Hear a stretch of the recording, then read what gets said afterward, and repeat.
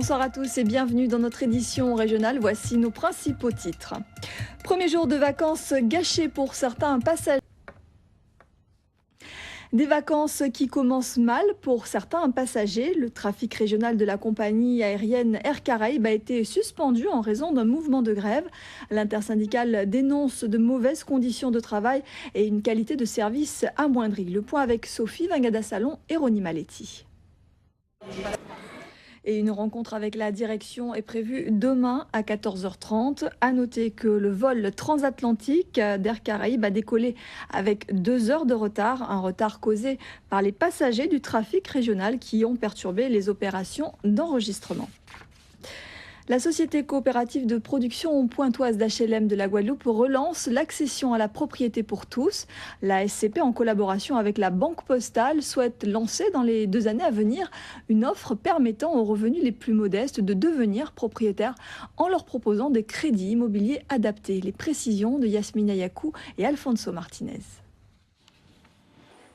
La Carré Jet s'est achevée hier, vous le savez, avec le sacre du Toulousain Benoît Pastorello. Une compétition qui prend de l'ampleur au fil des ans.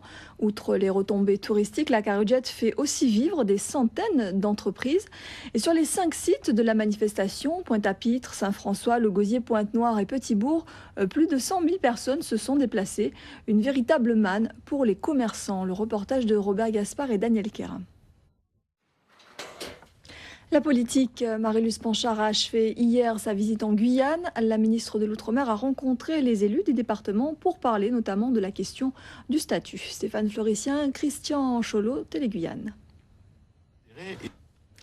Jean-Noël Ladois, ce nom ne vous dit peut-être rien, mais ce jeune diplomate de 30 ans est le monsieur Outre-mer à Bruxelles. Son objectif, aider les ultramarins dans leurs relations avec les institutions européennes et défendre les intérêts de nos régions. Le portrait de Jean-Noël Ladois signé Bernard Veil et Ilya Ignatkin. En bref, ce meurtre hier soir à Sainte-Rose, qui a tout d'un règlement de compte. Un homme de 42 ans a reçu 2 balles, dont une en plein cœur. Cela s'est passé à la section Morne-Rouge vers 20h. Le SAMU a tenté en vain de le ranimer. Le tireur originaire de Sainte-Anne s'est constitué prisonnier dès hier soir. Et puis en Martinique, ce sera sans doute ce soir l'épilogue de ce procès pour trafic de cocaïne entre le Brésil et la région parisienne qui dure depuis 5 semaines. Le verdict est attendu dans la soirée pour les 40 accusés. C'est l'une des nouveautés présentées lors du Salon du Livre de Paris, le Guide de la Caraïbe culturelle, un ouvrage qui répertorie ceux qui font l'actualité culturelle aux Antilles, en Haïti et dans l'Hexagone aussi. Marie Radovic et Florence Serbaille ont rencontré dans les allées du Salon les 2 auteurs de ce livre. C'est les vacances et le passage obligé pour beaucoup d'enfants qui ne partent pas. C'est le CLSH, on l'appelle aussi centre aéré. Il permet d'accueillir des enfants âgés de 6 à 14 ans en général qui peuvent s'adonner à de multiples activités. Jeux, travaux manuels, mais aussi sport et sorties.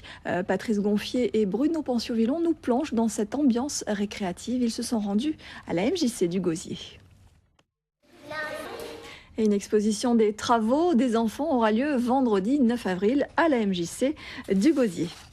Et quand on évoque les vacances de Pâques, il est difficile de ne pas penser à cette tradition très appréciée des petits et des grands, les chocolats. Il y a les œufs, les poules et les lapins au chocolat au lait, noir ou blanc. Mais pas seulement. Dans cet atelier de vieux habitants que vous allez découvrir, on fabrique des chocolats de Pâques avec du cacao guadeloupéen. Le maître chocolatier ne manque pas d'imagination, mais force est de constater que le chocolat a du mal à se faire une place parmi les crabes. Elisabeth Billmeyer et Jean-Marie Mavunzi. Pourquoi pas en effet. Cyclisme sur piste avec le triomphe à Copenhague de Grégory Boger qui a conservé son titre de champion du monde de la vitesse. Avec cette victoire, il confirme son statut de maître du sprint. Francis Gibrien et Philippe Hernando étaient sur place pour nous. Et c'est sur cette belle victoire qu'on se quitte. C'est la fin de notre édition. Dans quelques instants, à 20h35 plus précisément, votre série FBI Portée disparue. 2 épisodes suivis à 22h10 du magazine Couleur Sport. L'info revient dès demain matin 6h avec Radio Guadeloupe. Nous, on se retrouve à 18h40 pour les titres. Très belle soirée à tous sur Télé Guadeloupe.